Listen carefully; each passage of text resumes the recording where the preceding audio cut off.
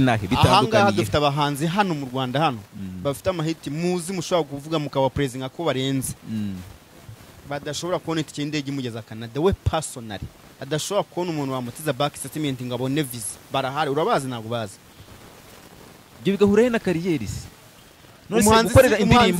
indirimbo muri Canada ikaba foro kuno kwikorera mu Rwanda mide iyo umanza ajya gutaramira Canada ntacyo birumarire ku rugendo rwe ntacyo bimara birakimara ntacyo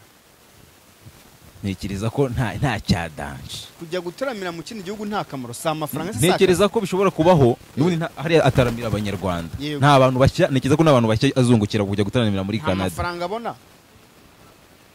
urase ntayo n'ubuntu bigafasha ikizi kuri n'amafaranga bayinjije niba ngahibaze niki gifasha umuhanzi niba umuhanzi Kenisol mbere yo kunjira muri 155 AM yarakoze indirimbo nka Sema Name niyo ndirimbo twakwita ko ari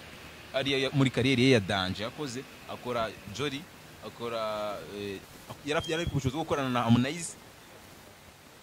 yaramuhujwe nande ariko ntiyari ari muri 155 AM twa turarira ibikorwa yakoze cyane urakoze cyane turarira ibikorwa yakoze ari atarinjira muri 155 AM